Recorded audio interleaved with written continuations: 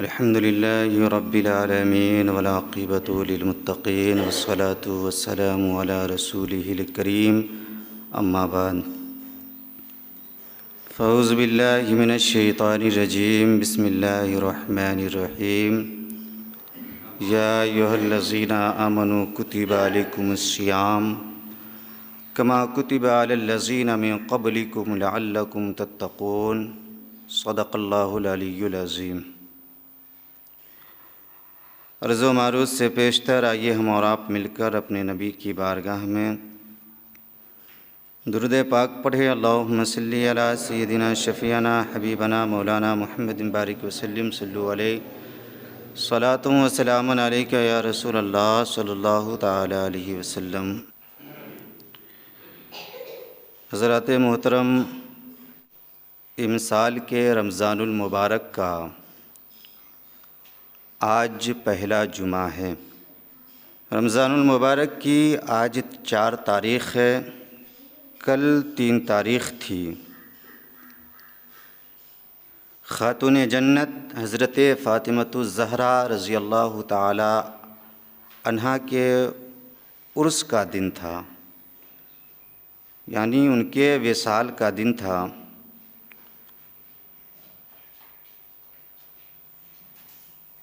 وہ خاتون جنت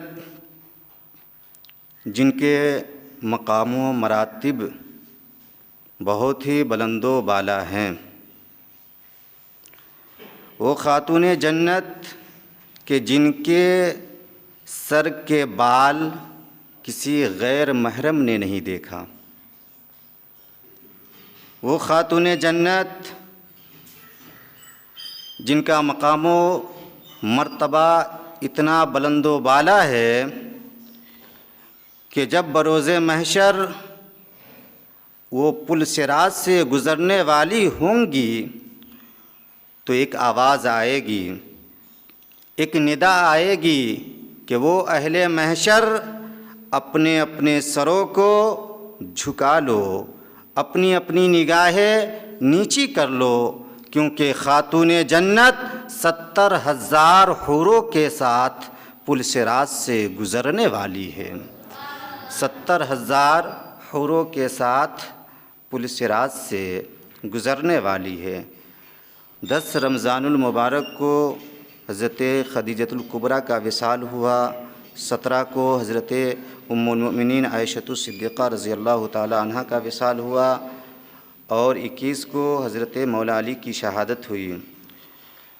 اسی ماہ مکرم میں مکۃ المکرمہ بھی فتح ہوا، یعنی 8 ہجری 20 رمضان المبارک کو مکہ شریف فتح ہوا تھا،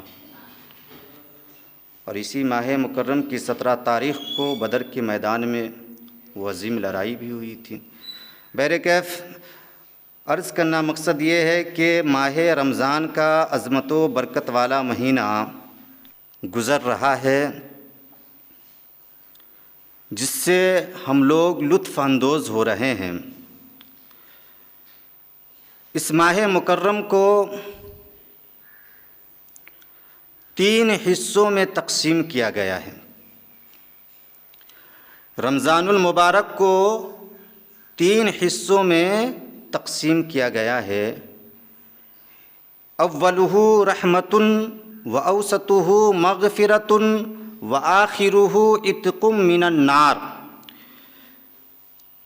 کہ اس میں کا پہلا 10 دن رحمت کا ہوتا ہے، دوسرا 10 دن مغفرت کا ہوتا ہے، اور تیسرا 10 دن آگ سے آزادی کا ہوتا ہے۔ 3 حصوں میں اس ماہ مکرم کو تقسیم کیا گیا ہے۔ اس لیے ہم اس ماہ مکرم کا احترام کر کے اس کے فیوز و برکات حاصل کریں اور رب کی خوشنودی حاصل کرنے کی کوشش کریں۔ رمضان المبارک میں خاص کر اپنے پڑوسیوں کا بھی خیال رکھا کریں۔ یوں تو ہمیشہ پڑوسیوں کا خیال رکھنا چاہیے، لیکن اس ماہ مکرم میں خاص کر اپنے پڑوسیوں کا خیال رکھا کریں۔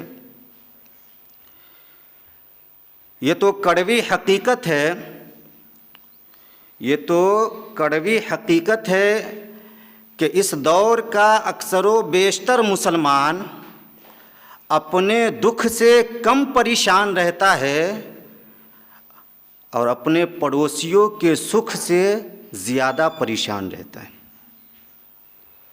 اپنے پڑوسیوں کے سکھ سے زیادہ پریشان رہتا ہے۔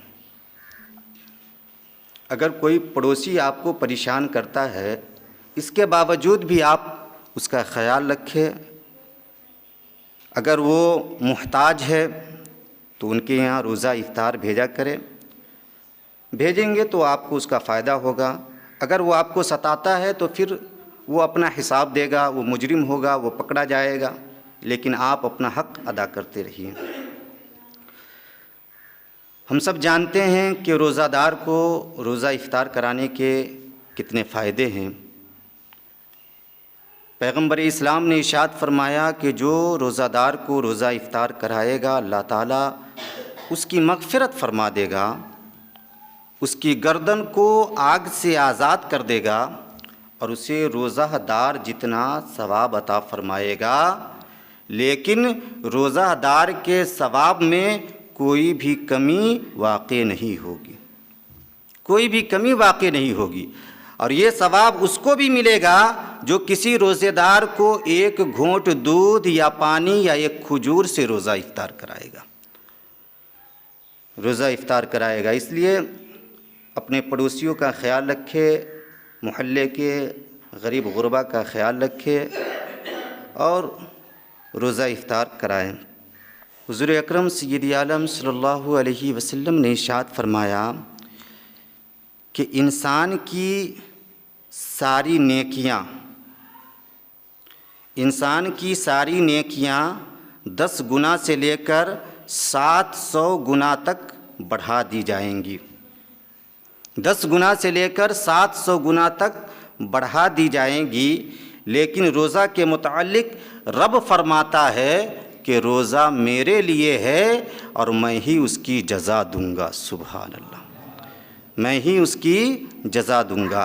پتہ چلا کہ نماز پڑھیے گا تو جنت ملے گی، زکوٰۃ دیجیے گا تو جنت ملے گی، حج کیجیے گا تو جنت ملے گی، صدقات و خیرات ادا کیجیے گا تو جنت ملے گی، لیکن روزہ رکھیے گا تو صرف جنت ہی نہیں بلکہ خالق جنت بھی مل جائے گا۔ سبحان اللہ، خالق جنت بھی مل جائے گا، خالق جنت کا دیدار بھی ہو جائے گا۔ اس لیے روزہ رکھا کریں۔ مشکوٰۃ شریف کی روایت ہے، للصائم فرحتان، فرحۃ عند فطرہ وفرحۃ عند لقاء ربہ۔ سرکار دو عالم صلی اللہ تعالی علیہ وسلم نے ارشاد فرمایا کہ روزہ دار کے لیے 2 خوشیاں ہیں، روزہ دار کے لیے 2 خوشیاں ہیں۔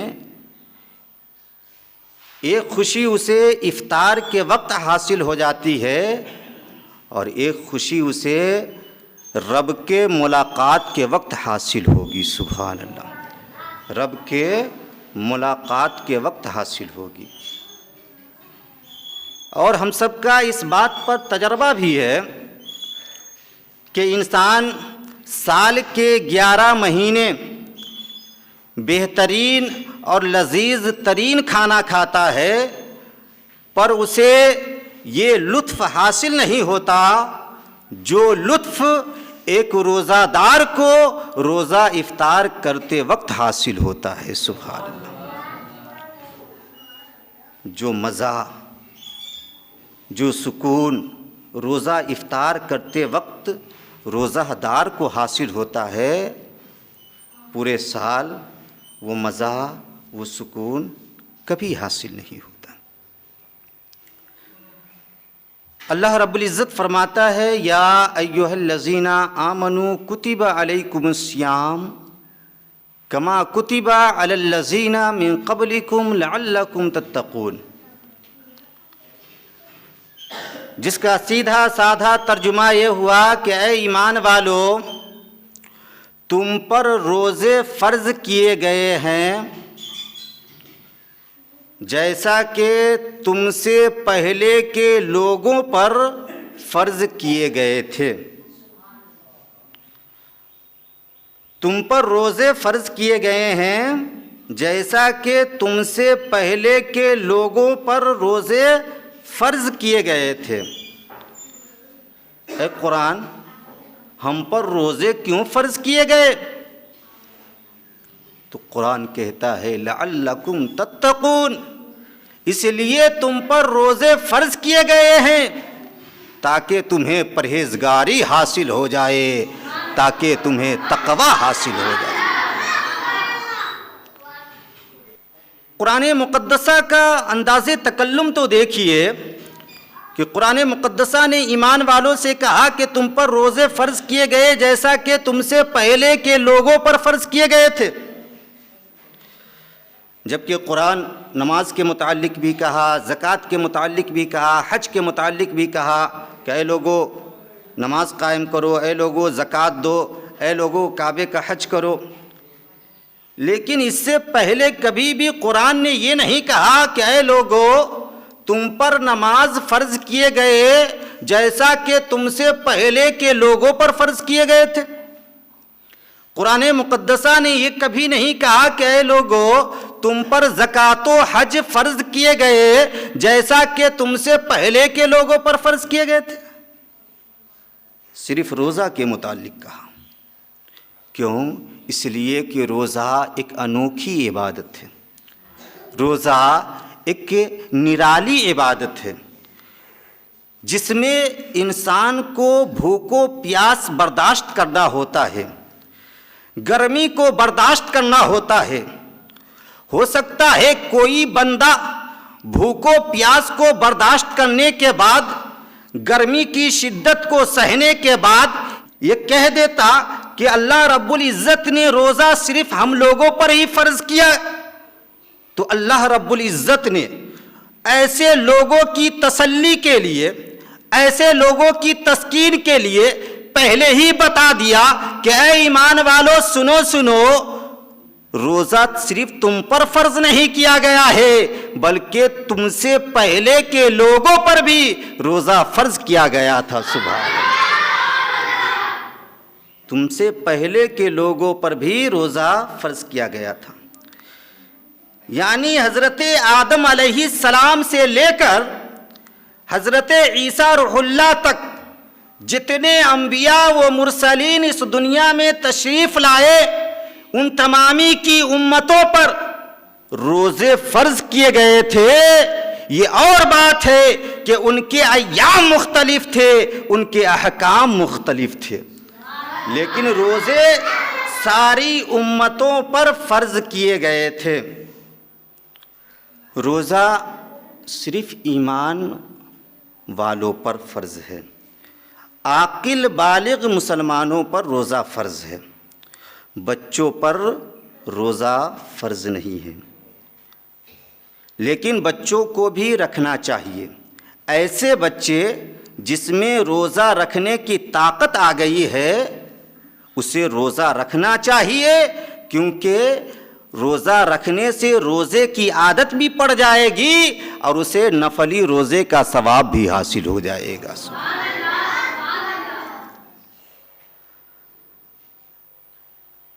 اسی طرح حیض و نفاس والی عورتوں پر روزہ فرض نہیں ہے۔ یعنی جو عورت حیض و نفاس کی حالت میں ہو تو اس حالت میں اس پر روزہ رکھنا لازم نہیں ہے، اسے چھوٹ ہے، پھر بعد کے دنوں میں وہ اس روزے کی قضا کرے، لیکن قضا کرنا لازم ہے، نماز کی طرح معاف نہیں ہے۔ ایسے ہی جو حاملہ عورت ہو یا جو دودھ پلانے والی عورت ہو ان کو بھی چھوٹ ہے کہ وہ روزہ نہ رکھے اس صورت میں کہ اسے اس بات کا اندیشہ ہو کہ روزہ رکھنے سے اگر وہ بیمار پڑ جائے گی یا اس کے شکم میں جو بچہ پل رہا ہے اس کی جان کو خطرہ پہنچ جائے گا، ایسی صورت میں اسے روزہ نہ رکھنے کا حکم ہے۔ وہ روزہ نہ رکھے، بعد کے دنوں میں اتنے روزوں کی وہ قضا کرے۔ اسی طرح جو مریض ہے یا جو مسافر ہے، ان لوگوں کو بھی شریعت مطہرہ نے چھوٹ دیا ہے کہ اگر روزہ رکھنے سے مرض میں اضافہ ہو جائے گا، روزہ رکھنے سے سفر میں دقت ہونے لگے گی، تو پھر اسے چھوٹ ملی ہے کہ وہ روزہ نہ رکھے، البتہ ان دنوں کے روزوں کو گنتی کرتا رہے اور بعد کے دنوں میں اس کی قضا کرے۔ لیکن آج کل بڑی آسان سواری موجود ہو گئی ہے، یہاں ہم بیٹھتے ہیں، پل بھر میں 3 دن سے زائد کا سفر طے ہو جاتا ہے، تو اگر سفر کرنے میں دقت نہ ہو تو ایسے مسافر کو روزہ رکھنا چاہیے۔ اس کی صورت ایک یہ بھی ہے کہ اگر کوئی طلوع صادق سے پہلے سفر کرتا ہے تو پھر وہ اس دن کا روزہ نہ رکھے، لیکن اگر وہ طلوع صادق کے بعد سفر کرتا ہے تو اس دن کا روزہ رکھنا اس پر لازم ہے۔ اسی طرح جو بوڑھے مرد یا عورت جسے شیخ فانی کہا جاتا ہے، بڑھاپے کی وجہ سے روزہ رکھنے کی طاقت نہ رکھتے ہو، تو ان لوگوں کے لیے حکم یہ ہے کہ وہ فدیہ ادا کریں۔ وہ لوگ جو بڑھاپے کی وجہ سے روزہ رکھنے کی طاقت نہ رکھتے ہو یا جو بیماری کی وجہ سے روزہ رکھنے کی طاقت نہ رکھتے ہو، اس بات کا یقین ہو کہ اب طاقت واپس لوٹنے والی نہیں ہے، تو پھر وہ فدیہ ادا کرے۔ فدیہ یعنی ہر روزے کے بدلے وہ ایک فطرہ ادا کرے، 2 کلو 45 گرام گیہوں یا اس کی قیمت یا آٹا ادا کرے، یا اتنے کا کھانا کسی فقیر کو دے، اتنے روپے کا کھانا کسی فقیر کو وہ دے۔ اور جیسے ہی طاقت آ جائے تو مریض کو بھی روزہ رکھنا لازم ہے، اور وہ بوڑھے جو کمزوری کی وجہ سے روزہ نہ رکھے تھے اس پر بھی روزہ رکھنا لازم ہے۔ لیکن سال میں 5 دن ایسے آتے ہیں جس میں روزہ رکھنا منع ہے، ان 5 دنوں کے علاوہ روزوں کی قضا کرے۔ 5 دن ایسے آتے ہیں جس میں روزہ رکھنا منع ہے۔ عید اور بقرعید کا دن ہے، اس میں روزہ نہیں رکھا جاتا۔ پھر بقرعید کی 11 تاریخ، 12 تاریخ، 13 تاریخ، ان 5 دنوں میں روزہ رکھنا منع ہے۔ ان 5 دنوں کے علاوہ جب چاہے روزہ رکھ سکتا ہے۔ اللہ تعالیٰ ہم سب کو روزہ رکھنے کی توفیق عطا فرمائے۔ اور اسی سے لگی ہوئی یہ بات کہ وہ غریب مسلمان جو بڑھاپے کی وجہ سے یا بیماری کی وجہ سے روزہ رکھنے کی طاقت نہیں رکھ رہے ہیں اور ان کے اندر فدیہ ادا کرنے کی بھی طاقت نہیں ہے، تو پھر ان کی کیا صورت ہے؟ تو ان کی صورت یہ ہے کہ وہ توبہ استغفار کرے، رب سے معافی تلافی کرے، اللہ کی رحمت بہت بڑی ہے، اللہ تعالیٰ اس کی مغفرت فرما دے گا۔ اللہ تعالیٰ ہم سب کو نیک اعمال کثرت کے ساتھ اس ماہ مکرم میں ادا کرنے کی توفیق عطا فرمائے۔ وآخر دعوانا الحمد للہ رب العالمین۔